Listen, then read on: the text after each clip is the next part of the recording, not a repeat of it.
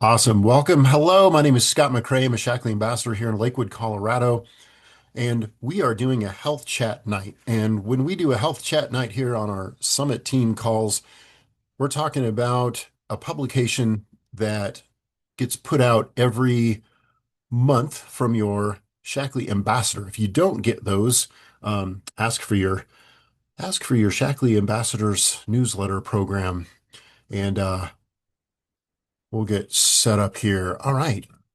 So the What's New newsletter is it's a field-based publication. It's not produced by Shackley Corporation. We're able to say a few things that they can't and get those out into the hands of our clients and friends and family who are interested in taking their health a step in the right direction or up to the next level. And this last newsletter was a doozy for me because there was a myriad of products, and through eating through all these products, there's a great common thread. So tonight's about how sleep, vitamin D, and foundation diet protein can help you with a lot of areas in your life, and they're all strangely linked together. So let's get rolling. So America's got a sleep problem. Some of you may not, but I'm guilty of breaking a lot of sleep rules. And I think that comes from the cultural temperature in the United States. I mean, you've heard it all. You can sleep when you're dead. Sleep is for wimps. I've got work to do. It is kind of the banner of honor. We all fly around that, we don't need the sleep because we got to work, we got to produce. But as we're finding out, chronic sleep loss is linked to a lot of disorders and a lot of health issues. So we're looking at heart disease, diabetes, being overweight, stuff with the brain function, such as cognitive decline, all the way into older age with Alzheimer's included, and even depression and anxiety are all linked to poor sleep. So the the bottom line is sleep is really a luxury, and we need to treat it as such. It's a biological requirement, and it's not just that, oh, I'm going to sleep in finally on Saturday and treat that as a luxury. It's something that we need to have in order to function properly. So, why sleep matters, particularly to the brain. It allows the glymphatic system to operate, and I'll talk about that in just a second. But it clears out that trash in our brains that happens to accumulate over a day of being awake. So there's these proteins that can glob up and clog up our brain material, and that is still under research, but is quite it's quite believed that that is the link to Alzheimer's. When the glymphatic system activates, these brain cells do this little mopping up of the diseased or damaged bits of protein, metabolic waste, and these little special nervous system cells come in, grab those, and then the glymphatic system flushes out these molecules with a fluid.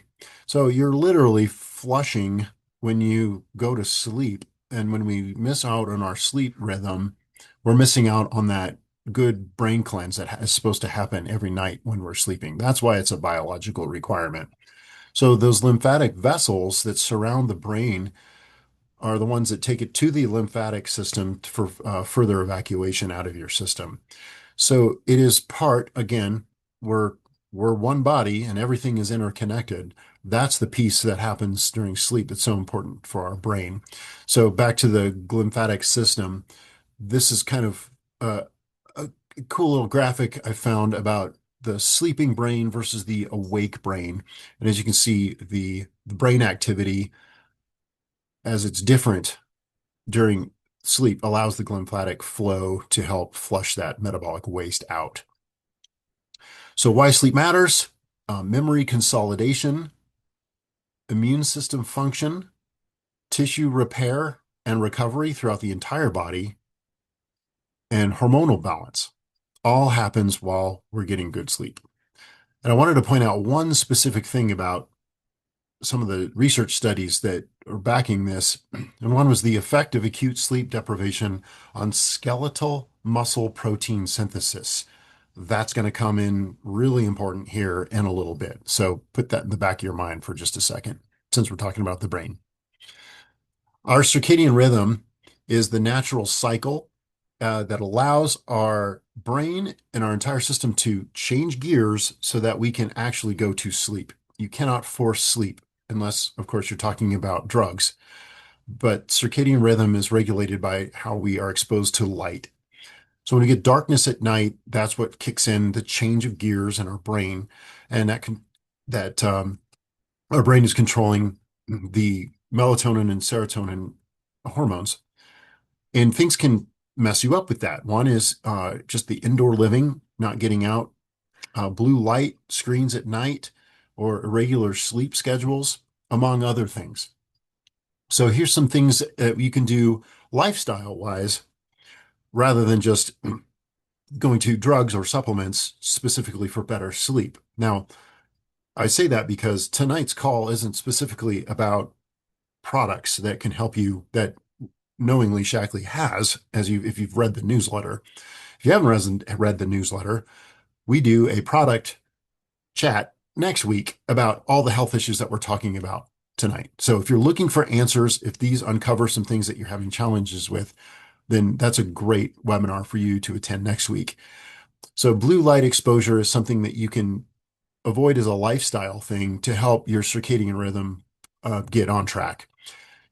Also, make sure your sleeping area is cool, it's dark, and it's a restful sleeping environment. Daytime physical activity shows that people sleep better if they have it. So that's something you can also up if you need to get into a better sleep rhythm. Consistent bedtime and wake time. This is the one I mess up all the time because I'm busy with a lot of different things. I don't have a very good bedtime schedule. Oh, I'm getting better. And last but not least, complete darkness improves melatonin production. I thought that was very interesting. So the darker you can get your room, the more melatonin your body is likely to produce. So I have a complimentary slide for you. Thank you very much. All right, kind of throwing a little humor while we're there. Did you like the complete darkness? Is that good? Thank you. All right, the nervous system has two modes. It's fight or flight or rest and repair. So when you're in the sympathetic version of your brain, you're on alert. You can be stressed. You can have stress. That raises cortisol levels and your heart rate and can make sleep difficult to get into. Parasympathetic nervous system means you're off, you're calm, and that will support a lot of other systems in your body, your digestive system, your immune function, the way your body repairs and goes into the glymphatic cleanse mode, and the quality of your sleep. All right, so we're almost done with the whole sleep thing, and I promise we're getting on to why this is all tying together, but hang there with me. Sleep isn't just a behavior, it's biology. You can't force it. It requires the nervous system to shift into rest mode, and that shift is chemically driven by the chemicals that make this whole cycle happen. Now, your brain needs the right materials to change gears. So sleep depends on neurotransmission. These neurotransmitters are made from amino acids, and mineral cofactors help drive those. So that's the link in this newsletter. These all have an interesting relationship, all these products that are listed in the newsletter. Number one is protein. So protein is made up of amino acids, right? Of course, the higher quality proteins you get have the more complete amino acid profiles. I'll get into that in just a second. But amino acids are built to build neurotransmitters, hormones, and repair molecules. In other words, protein is the raw material warehouse for the nervous system. If you don't have good protein intake, you are not going to be able to create the neurotransmitters, and hormones that require your body to go into a sleep mode. So I'm going to talk briefly about protein because I think there's a lot of false information out in the marketplace, especially in the supplementation world about protein, what you should be looking for. So in the human body, when you look at the DNA, uh, we're able to code 20 total amino acids in the body. 9 of those have to come from our diet. and they're called the essential amino acids. So complete proteins contain all the essential amino acids. Incomplete proteins, of course, are missing one or more, but you can also combine proteins to get them all into your diet. So how much protein do you need specifically? If you take your body weight and do the very minimum, this is kind of the latest mathematical basis for what your protein should look like in a daily diet. Zero point 0.8 grams per kilogram of body weight. So you'll have to do the conversion from kilograms to pounds if you use pounds, which most people do in the US here. But generally, a 150-pound person is going to need an absolute minimum of 55 grams of protein. But optimally, especially if you're working out or if you are older, because you don't synthesize the protein as well, 90 to 110 grams of protein per day is optimal. Holy Moses, that's a lot of protein, right? So let's talk a little bit about what specific amino acids make this correlation happen for these products in the newsletter so we can tie it all together. I've circled two. Number one is leucine, and the other is tyrosine. So L-leucine and L-tyrosine, when it's in the body, you get the little L, right? What is leucine? Leucine is really had a lot of backing by Shackley in the research department because it's the amino acid that turns on your metabolic function to burn fat instead of burning muscle first. Because in famine, we are genetically geared to burn off our muscle before fat. Fat is the absolute holding area for calories when you're starving to death. So your body has a tendency to hold on to fat and get rid of your muscle tissue first. But your muscle is what drives your metabolism. So when your metabolism goes down, your ability to burn calories goes down. So you have less of an ability to get rid of fat. So in our food-rich society and all the goodies that are out there all the time and bad choices, right? We have a tendency to produce fat and have higher calorie intake than what we actually need. So if you're just cutting calories, you're going to start burning muscle tissue, which is going to affect your metabolism. But leucine is the trigger that turns off that function in the body, and you're going to start burning the fat first and keep your muscle mass so your metabolism stays intact. So there's some examples of some foods that commonly contain higher amounts of leucine, and Shackley has formulated a lot of their protein products with additional leucine just for that reason. So that's important. In Chicago this last summer, Dr. Gabriel Lyon, who is probably one of the leading authors in skeletal muscle and the issue of longevity in the industry right now. She is a very successful doctor who coaches personally as well as speaks and is the author of her book. She got to talk a little bit about some of the things in that book while we were in Chicago. And the thing I think that really set hard with me from that one particular 1 hour or so she spent with the Shackley crowd there was the fact that when you intake 30 grams of protein or more in one sitting, you're going to naturally start your own GLP-1 production.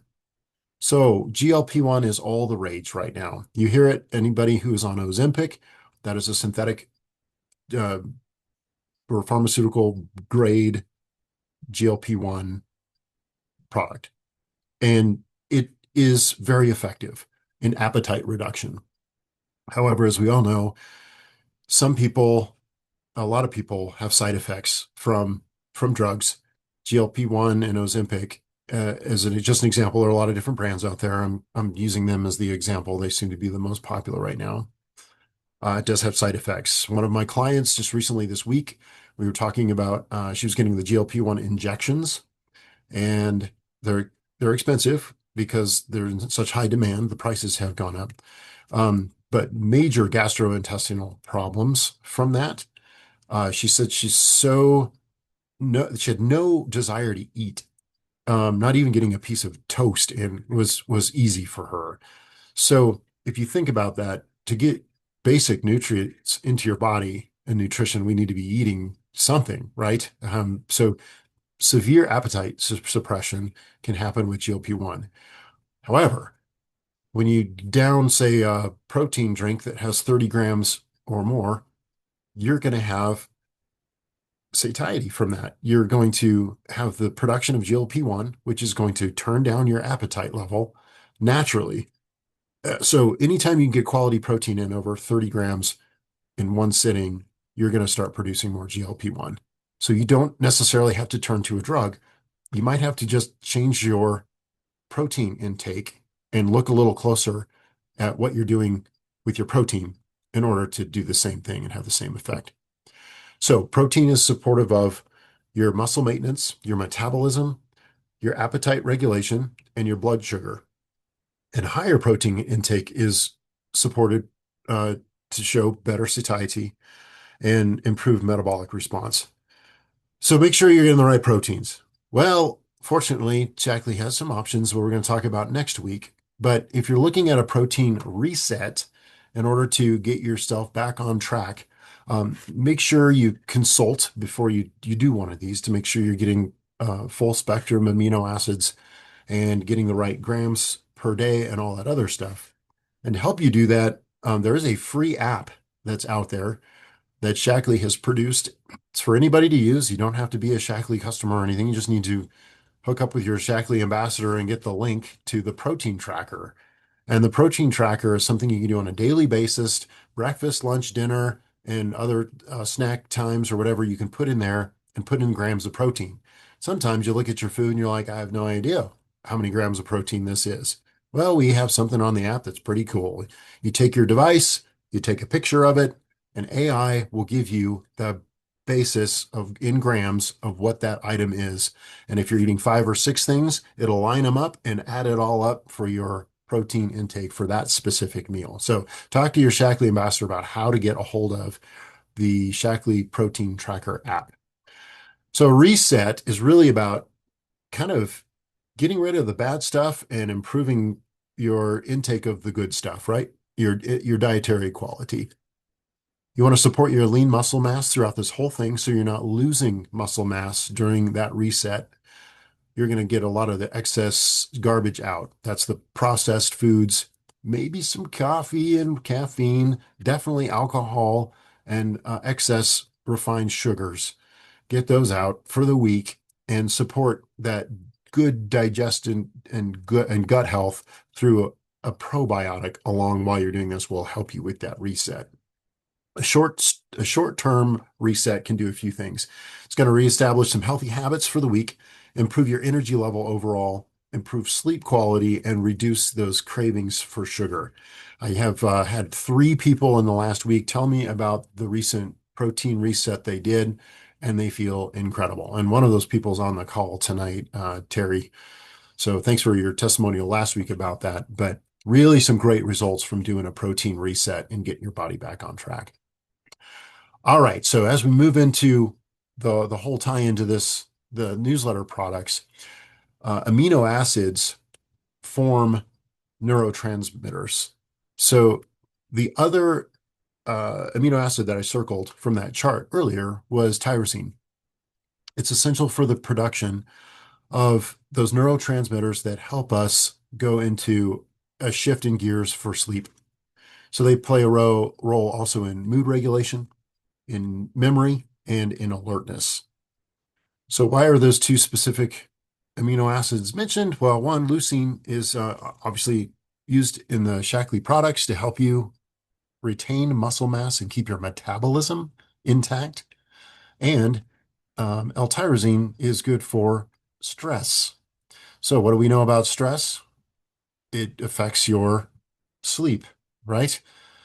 So there are some sleep help items in this newsletter. We're going to talk about that next week. But your brain needs the right materials to change gears. So if the lifestyle changes that I mentioned earlier, such as the blue screen, sleeping in a dark space, et cetera, is not doing it for you, you may need to change some of the materials that you're allowing your body to use to produce better sleep. Because if it doesn't have the right ingredients, it can't make the message Protein is the raw material warehouse for the nervous system. Amino acids are the building blocks of those protein. Amino acids build the messages, but what we haven't talked about yet is that minerals control the volume of those messages in an analogy. So minerals act as controllers, not the builders, right? The builders are the amino acids. Minerals will regulate how your nerves are firing, how your muscles can relax and contract, your heart rhythm, and they also prevent, uh, the jitters, restlessness, and stress-related tension if you're dealing with a stressful situation and your body's reacting to that through producing more cortisol. So the big one in this newsletter that of all the minerals that are out there that do multiple functions in the body, the one featured in this month's newsletter is vitamin D. Vitamin D is huge. We had a lecture, I would say almost 15 years ago from a Dr. Richard Brous. He runs a natural medicine clinic on the West Coast. He came into Denver and lectured, and this is right where vitamin D started really coming to the forefront is we're not taking this as uh, just one thing for rickets anymore. Vitamin D seems to do a lot more in the body. This is, again, more than a decade ago.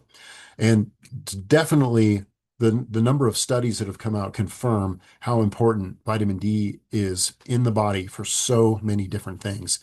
I found this on the web and I borrowed it from the Grassroots Health Nutrient Research Institute. It's the kind of a cute little diagram of how we typically produce vitamin D.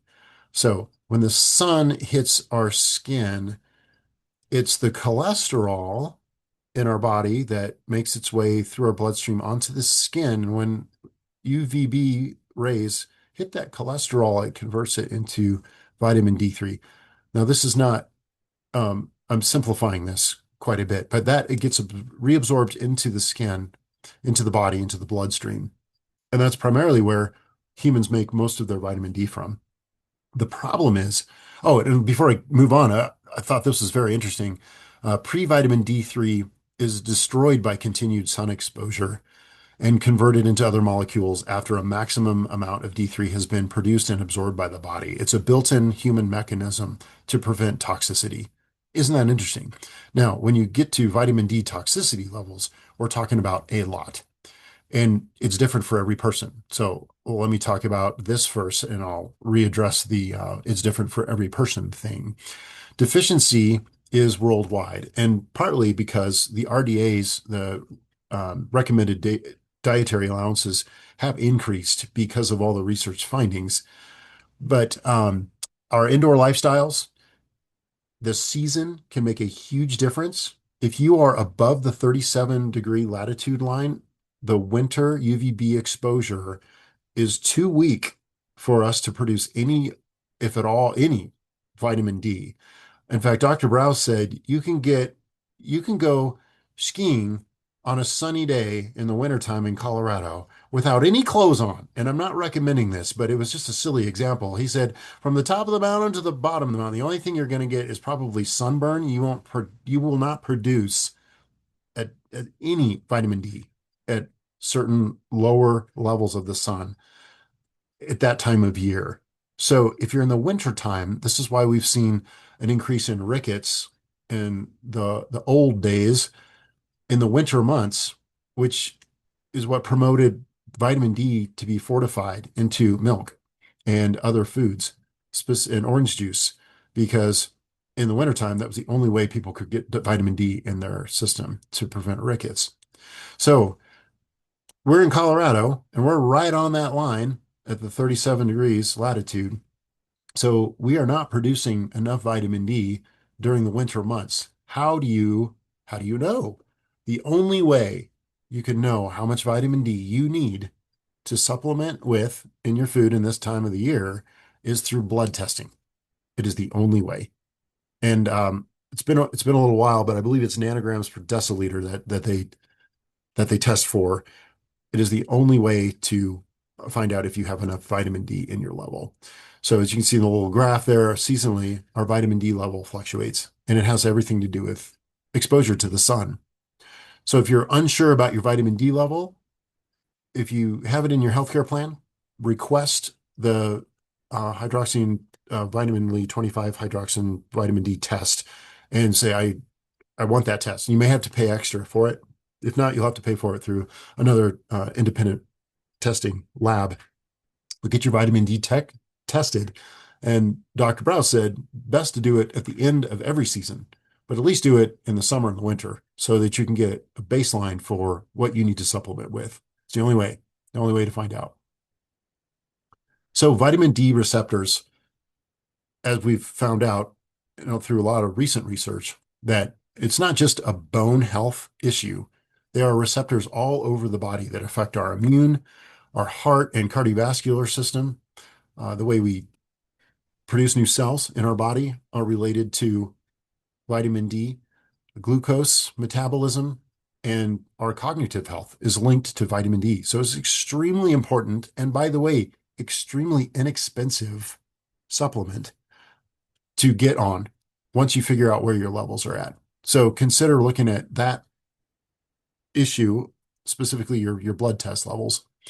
And then let's kind of circle back to the very beginning of the presentation. D influences serotonin and melatonin production. It's our sleep-wake timing, right? And the circadian rhythm. Vitamin D influences all that. So there's a common thread through all the protein, the sleep aids, and the vitamin D that are listed in this newsletter. Low vitamin D levels are associated with poor sleep quality, and it can take you longer to fall asleep. So how do you know? You have to test. So if you're having trouble with some of these issues, falling asleep fast or shorter sleep durations, it could be your vitamin D level. So get your vitamin D level tested. Now, as we also know, stress increases neurotransmitter use. It ups our cortisol levels, depletes our mineral reserves. It keeps the nervous system in that fight or flight mindset. So having stress could be part of the issue as well. So we have solutions for that. We can address that next week. And I have done one of these webinars on stress. If you want a copy of that and would like to learn a little bit more about stress, what it is and how to deal with it, give me a holler, shoot me a message, or the Shackley ambassador that invited you here. So if you want that information, it's available to you. So when you're in stress, you're in that feedback loop, meaning you have stress, you have poor sleep, then you have more stress, then you have poorer sleep, et cetera, et cetera, et cetera. So in summary, make sure that you are looking at your protein intake seriously. Look at the amount of grams you need, the quality of the protein you're getting, and if you need help with the tracking of that, we have the app that's free for you. Control your stress levels, right? We've talked about that. Look at your sleep habits and see if there's a lifestyle change there. And if those don't quite do the tweak for you, then it may be your protein intake in combination with minerals. And one of those minerals might be vitamin D. And how do we know about vitamin D? We don't until you test your blood to know where you sit at, if you need to supplement or not. So that is really the conclusion of tonight's health chat. As we lead into next week, we're going to talk about all the things in this newsletter issue. We had vitamin D, the rest and rewind, Dream Serene. We had the protein reset. So a lot of great products, a lot of different information to share about how the Shackley difference makes these a viable choice for people who are looking for a supplementation option rather than just a lifestyle change. So that is it, people. If you have any questions, I would love to answer them if I can. Not a scientist, but I got a few good random facts rolling around in my brain I might be able to share. Anyone? Was that just too much information all at once?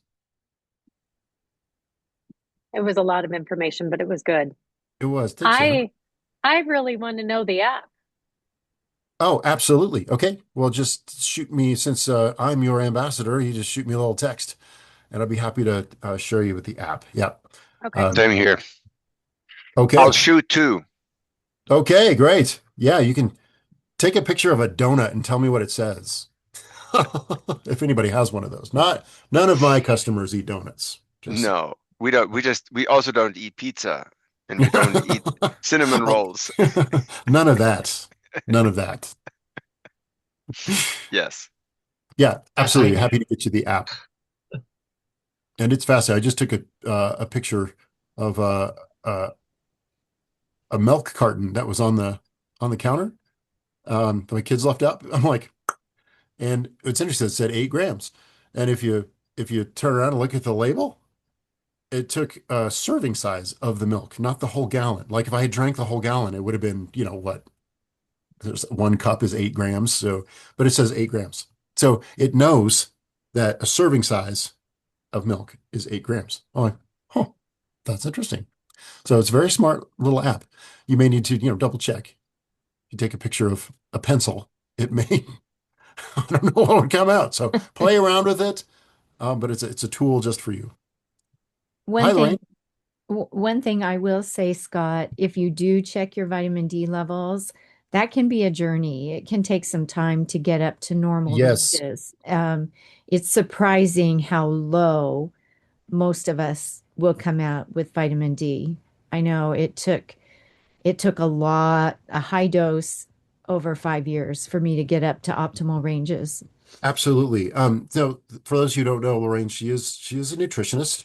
Um, she, I mean, she's really knowledgeable. So if you have questions, she could probably answer a few of them about vitamin D because she's been through this journey. But one of the things that a lot of people are unaware of is that vitamin D absorbs differently for every person.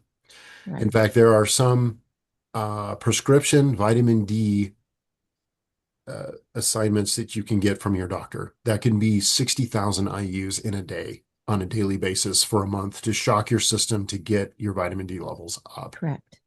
So I believe the 30 to 35 nanograms per milliliter or deciliter, I can't remember what the benchmark is as far as nomenclature goes, but it's in that range that you want to be at. Most Americans are falling well below 20, easily below 20. So get your number where it needs to be, but be patient with it. It does take time. Thank you, Lorraine. Appreciate that. Anybody else? Awesome. Thank you for being on the call.